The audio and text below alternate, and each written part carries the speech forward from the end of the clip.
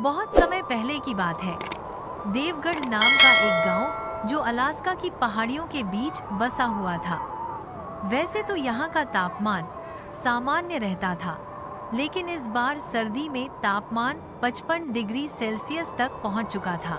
इस गांव में एक बहुत ही गरीब किसान विक्रम अपनी दो छोटी छोटी बेटियों के साथ बहुत दुख भरा जीवन बिता रहा था।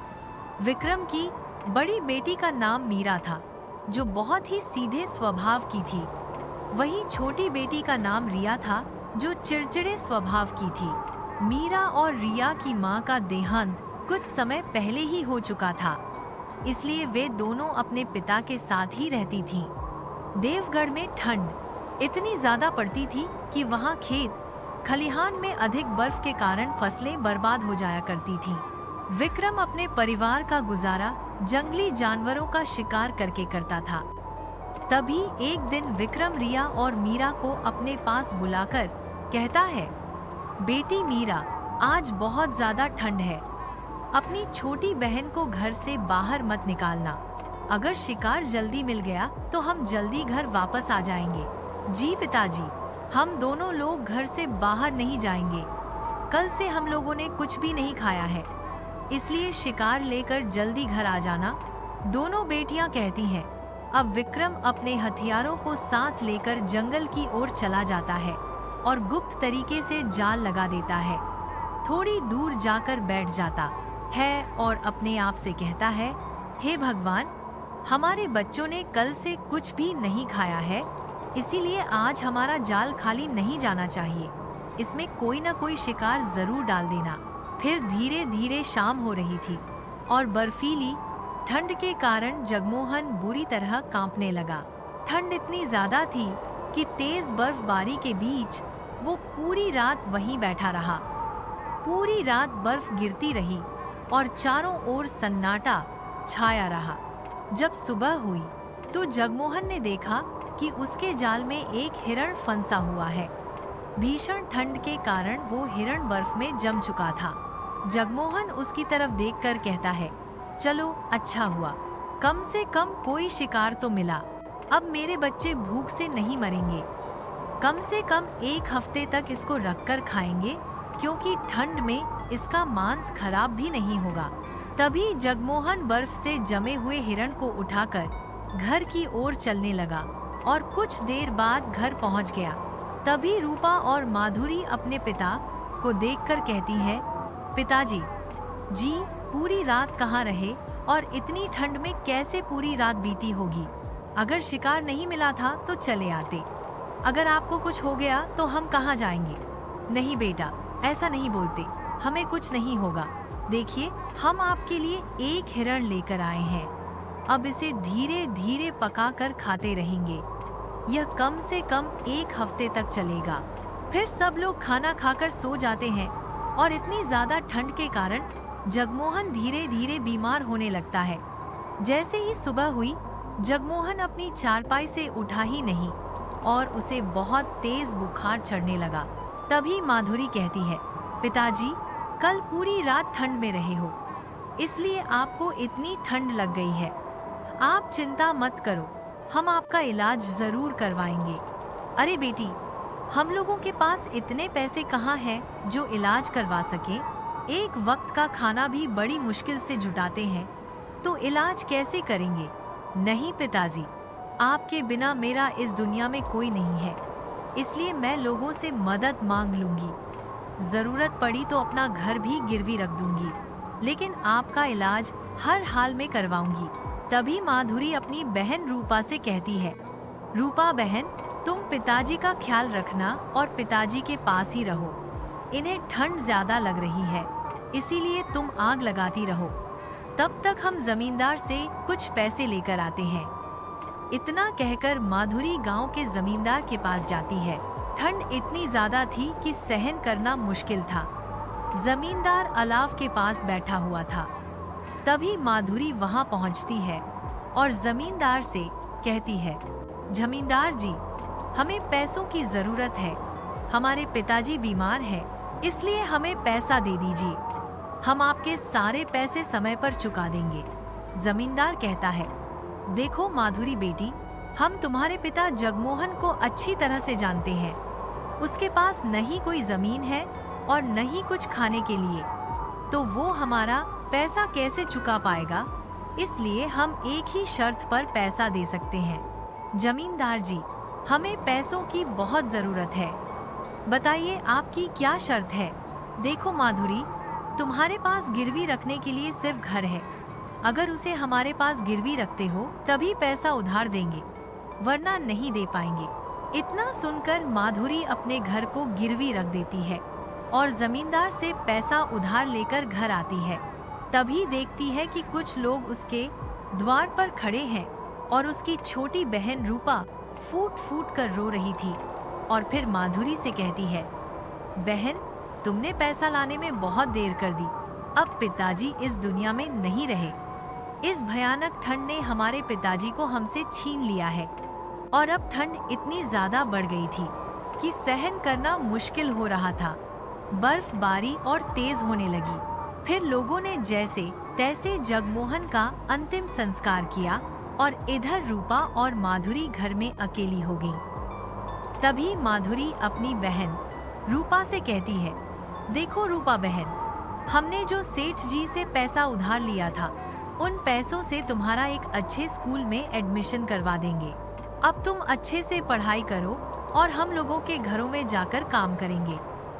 रूपा और माधुरी ने अपने घर को संभालना शुरू किया। ठंड और बर्फ के बीच उन्हें अपनी जिंदगी के लिए लड़ना था। माधुरी ने सोचा, अगर हमने हिम्मत न दिखाई तो हमारी जिंदगी और भी मुश्किल हो जाएगी। हमें अपने पिताजी के सपने पूरे करने होंगे। सुबह सुबह माधुरी ने चूल्हे में आग जलाई और रूपा को कहीं भेजने के लिए तैयार किया ताकि कुछ कमाई हो सके। दोनों बहनें काम ढूंढने गांव के लोगों के पास गईं, लेकिन लोग भी ठंड और बर्फ से परेशान थे। तभी माधुरी ने देखा कि कुछ लोग बाजार में मैगी बेच रहे हैं। उसने तुरंत रूपा से कहा, रूपा, हम भी थोड़ी सी मैगी बेचकर पैसा कमा सकते हैं। कम से कम खाना तो मिलेगा और पिताजी के लिए कुछ बचाएंगे। रूपा ने हाँ कहा और दोनों ने छोटी सी स्टॉल लगाई। पहले दिन बहुत मुश्किल हुई, लेकिन धीरे धीरे लोग उनकी तरफ आने लगे। लोग उनके हौसले को देखकर थोड़ा पैसा देकर मैगी खरीदने लगे। एक दिन एक बड़ा शहरी पर्यटक उनकी स्टॉल के पास आया और कहा, ये लड़कियां इतनी ठंड में भी इतना हौसला दिखाती हैं, मुझे इनकी मदद करनी चाहिए। टूरिस्ट ने उनको अच्छा पैसा दिया और उनकी मैगी स्टॉल के लिए और सामान लाया। माधुरी और रूपा ने सोचा, देखो, अगर हौसला रखेंगे तो मुसीबत भी कम हो जाएगी। धीरे धीरे उनकी स्टॉल चल पड़ी और लोग उनकी तारीफ करने लगे। ठंड के बावजूद दोनों बहनें हर दिन मेहनत करती रहीं। हर रात वो पिताजी को याद करते और दुआ करते कि वो उनके लिए आसान जिंदगी लाएं। धीरे धीरे माधुरी और रूपा की मैगी स्टॉल और काम चलने लगा। पैसा आने लगा और थोड़ी राहत मिली, लेकिन ठंड अभी भी बहुत तेज थी और बर्फ हर जगह थी। एक दिन माधुरी ने सोचा, रूपा, अब हम इतनी मेहनत करके पैसा कमा रहे हैं, लेकिन पिताजी की याद हमेशा सताती है। हमें उनकी कमी महसूस होती है। रूपा ने कहा, हाँ बहन, पिताजी के बिना हमारी जिंदगी बहुत मुश्किल है, लेकिन अब हम उनके सपने पूरे कर रहे हैं। तभी माधुरी ने डिसाइड किया कि अब रूपा को एक अच्छे स्कूल में एडमिशन दिलवाएगी। रूपा को पढ़ाई करनी चाहिए ताकि वो बड़ा इंसान बने और अपने पिताजी का नाम रोशन करे। माधुरी ने जाकर गांव के जमींदार से पैसा उधार लिया और रूपा का एडमिशन करवा दिया। रूपा ने स्कूल में मन लगाकर पढ़ना शुरू किया और माधुरी घर में मेहनत करके पैसा भेजने लगी।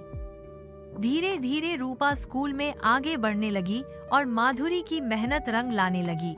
अब रूपा का भविष्य सुरक्षित हो गया था और माधुरी अपनी मेहनत से खुद को और अपनी बेटी को संभाल रही थी। एक दिन रूपा अपनी परीक्षाओं के नजदीक आई और सोचा, अब घर से स्कूल जाना मुश्किल हो रहा है।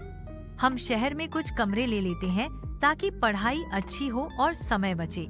माधुरी ने थोड़ी सोच विचार के बाद शहर में कमरा व्यवस्थित कर दिया और रूपा वहां रहकर पढ़ाई करने लगी। माधुरी अब भी गांव में मेहनत करती रही और अपनी बेटी को पैसा भेजती रही।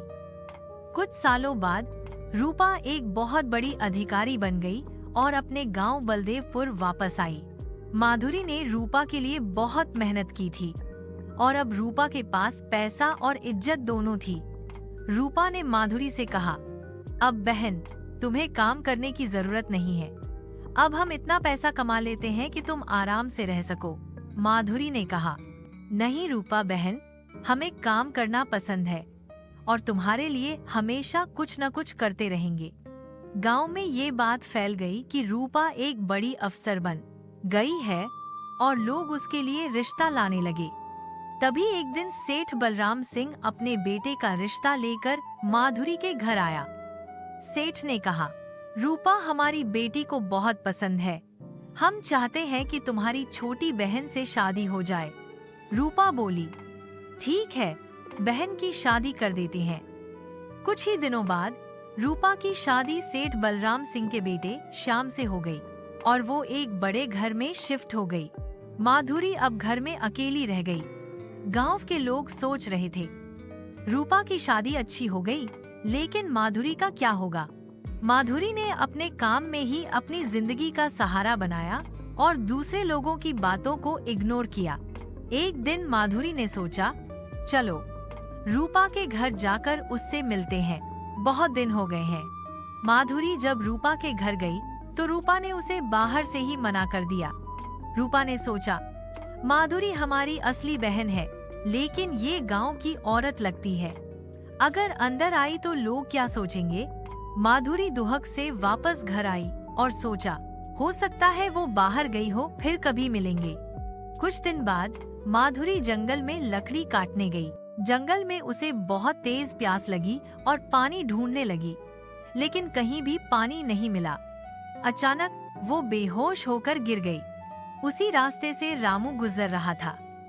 रामू ने माधुरी को जमीन पर बेहोश देखा और तुरंत पास आया। अरे लड़की, तुम्हें क्या हो गया? तुम बेहोश कैसे हो गई? और तुम्हारा नाम क्या है? माधुरी ने आंख खोली और बोली, मेरा नाम माधुरी है। मैं जंगल में लकड़ी काटने आई थी, पानी नहीं मिला इसलिए बेहोश हो गई। रामू तुरंत तालाब के किनारे गया और पानी लेकर वापस आया। माधुरी ने पानी पिया और स्वस्थ हो गई। रामू ने फिर कहा, माधुरी, हमें तुम पहली नजर में ही पसंद आ गए। हम तुमसे शादी करना चाहते हैं। अगर तुम चाहो तो हाँ कर दो, नहीं तो मना कर सकती हो। माधुरी सोचने लगी, ये इंसान बहुत ही ईमानदार और सज्जन है, ये मेरे लिए बेस्ट है। माधुरी ने हाँ कर दी। कुछ ही दिनों में रामू ने माधुरी से शादी कर ली और दोनों खुशी खुशी अपने घर में रहने लगे। एक दिन रामू ने माधुरी से कहा, माधुरी, आज हम थोड़ा जल्दी जा रहे हैं लकड़ी काटने। मार्केट में लकड़ी के दाम ज्यादा चल रहे हैं। माधुरी बोली, हाँ जी, अभी बना देती हूँ खाना। आप हाथ मुंह धोकर और अपने औजार साफ कर लीजिए। रामू जंगल में लकड़ी काटने गया। वहीं उसका दोस्त श्यामू वहां आ गया। रामू ने श्यामू को देखा और बोला, अरे श्यामू भाई, अब तो आप बड़े आदमी बन गए, हम कैसे याद रखेंगे? श्यामू बोला, नहीं रामू भाई, तुम्हें हमेशा याद रखेंगे। सुनाओ क्या चल रहा है? रामू ने अपनी शादी और बच्चों के बारे में बातें की। दोनों दोस्तों ने याद की वह शर्त जो महात्मा चमन सिंह ने बचपन में दी थी, तुम दोनों के घर एक एक बच्चा होगा और उन्हें बदल दो, तभी उनकी उम्र लंबी होगी। रामू और श्यामू ने फैसला किया कि जब बच्चे पैदा होंगे तब उन्हें बदल देंगे। कुछ महीने बाद माधुरी को पहला बच्चा हुआ। रामू और माधुरी दोनों बहुत खुश थे। श्यामू का भी पहला बच्चा हुआ, लेकिन दोनों ने याद रखा वो पुराना वचन, बच्चों को अस्थायी रूप से बदलना। रामू ने माधुरी से कहा, माधुरी, याद है जो हमने बचपन में वचन लिया था? अब वक्त आ गया है। माधुरी थोड़ी डरे हुए बोली, हाँ रामू, पर ये कैसे होगा? रामू ने कहा, हम सिर्फ कुछ दिन के लिए बच्चे को बदल देंगे, ताकि दोनों बच्चों की लंबी उम्र हो। बाद में वापस ले आएंगे। दोनों ने श्यामू और उसकी पत्नी से बच्चों का स्वैपिंग किया। बच्चे एक दूसरे के साथ खुश थे और दोनों घर में शांति और सुख था। रामू ने सोचा, ये पुराना वचन सच में काम करता है।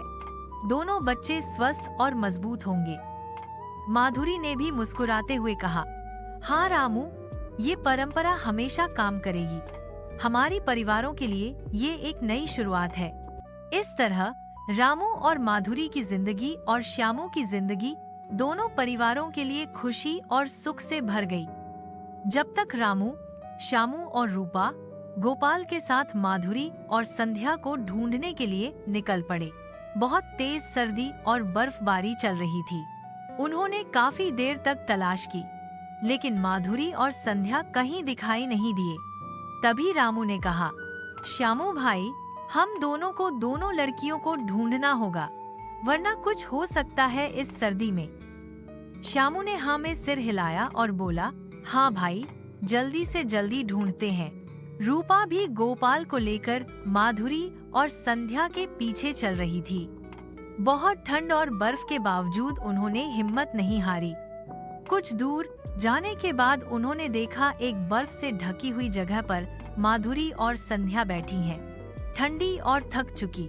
रामू उनके पास गया और माधुरी को अपनी बाहों में उठाया। श्यामू ने भी संध्या को अपनी बाहों में उठाया। रूपा जोर से बोली, माधुरी, संध्या, तुम लोग कहाँ थे? हम तुम्हें इतनी ठंड में ढूंढ रहे थे। माधुरी ने थोड़ी कमजोरी से जवाब दिया। रूपा, हम बर्फ और ठंड की वजह से यहाँ बैठी थी। हम थक गए थे और छुपने के लिए यही सही जगह मिली। रूपा की आंखों में आंसू आ गए और गोपाल भी रो दिया। माधुरी, संध्या, तुम लोग बच गईं। ये खुशी के आंसू हैं। रामू ने माधुरी को गर्म कपड़ों और दस्तों में लपेट कर कहा, अब तुम दोनों सुरक्षित हो, अब घर वापस चलते हैं। श्यामू ने संध्या को भी लपेट कर कहा, हाँ, अब सब ठीक है, अब तुम दोनों घर पर हो और सुरक्षित हो। तब से रामू, श्यामू, रूपा, गोपाल, माधुरी और संध्या ने निर्णय लिया कि अब कभी भी ऐसे चरम मौसम में अकेला नहीं जाएंगे और हमेशा एक दूसरे का ख्याल रखेंगे। और इस तरह भयानक सर्दी और बर्फ के बाद सब अपनी फैमिली के साथ सुरक्षित वापस अपने घर लौट आए। घर वापस आते ही सबने एक दूसरे को गरम चाय और रोटी के साथ वेलकम किया। रूपा ने माधुरी और संध्या को देखा और बोली, अब तुम लोग घर पर हो, सब सुरक्षित हो, बस ऐसे ही घूमने मत जाना, समझी? माधुरी ने हाँ में सिर हिलाया और संध्या ने भी शर्म से मुस्कुराते हुए हाँ किया। रामू और श्यामू ने भी सबके लिए एक गर्म कपड़ों का अरेंजमेंट किया। अब कोई भी ठंड से परेशान नहीं होगा, रामू ने कहा। गोपाल ने रूपा को देखा और बोला, तुमने सच में सबकी जान बचाई। तुम्हारे बिना हम इतनी आसानी से ये सब मैनेज नहीं कर पाते। रूपा ने शर्माते हुए जवाब दिया, बस हम सब एक टीम हैं, एक दूसरे का ख्याल रखना ही सबसे जरूरी है। माधुरी ने संध्या के हाथ पकड़कर कहा, अब हम सीख गए, कभी भी अकेली और अनसेफ जगह पर नहीं जाना। सबने एक दूसरे को देखा और मुस्कुराते हुए एक दूसरे का हाथ पकड़ लिया। तभी गांव के लोग भी उनके घर आए। तुम लोग सुरक्षित हो? हम सब बहुत परेशान थे। रूपा ने सबको बताया, हाँ, सब सुरक्षित हैं। हमने ध्यान रखा और अब सब घर पर हैं। गांव वालों ने भी राहत की सांस ली और सबने एक साथ गर्म चाय और स्नैक्स का मजा लिया। और इस तरह ठंड और बर्फ के मुश्किल दिन के बाद सबने एक दूसरे के साथ खुशी और सुरक्षा के पल बिताए। थोड़ी देर बाद गांव में सबने तय किया कि माधुरी और संध्या के लिए एक छोटा सा उत्सव रखा जाए, ताकि उनकी हिम्मत और साहस को सब याद रखें। रूपा ने भी कहा, अब हम सब एक परिवार की तरह हैं और यह दिन हमेशा याद रहेगा। माधुरी ने संध्या को गले लगाया और बोली, हमने मिलकर इतनी मुश्किलें देखी, पर हमेशा साथ रहेंगे। सब गांव वाले एक साथ आए, और उन्होंने गरम रोटी, चाय और मिठाई का इंतजाम किया। बच्चों ने भी खुशी मनाई और सब ने एक दूसरे के साथ खेल खेलकर और कहानियां शेयर करके वक्त बिताया। रामू और श्यामू ने भी गारंटी दी कि आगे से कभी भी बच्चा और परिवार के लिए सुरक्षा का समझौता नहीं होगा। रूपा ने अपनी बहन माधुरी से कहा, अब तुम भी अपनी जिंदगी खुशी से जियो। तुम्हारी मेहनत और बलिदान के वजह से ही संध्या और गोपाल सुरक्षित हैं। माधुरी ने मुस्कुराते हुए कहा, बस अब हम सब एक साथ खुशी और प्यार के साथ रहेंगे और कोई भी मुश्किल आने पर हम एक दूसरे का साथ देंगे। इस तरह बाल्देपुर के इस छोटे से परिवार ने सब चुनौतियों और ठंड को पार करके अपनी जिंदगी में एक नई शुरुआत की और सब लोग खुशी और सुरक्षा के साथ अपने घर वापस चले गए, जैसे कि एक नई उम्मीद और प्यार का दिन शुरू हो रहा हो।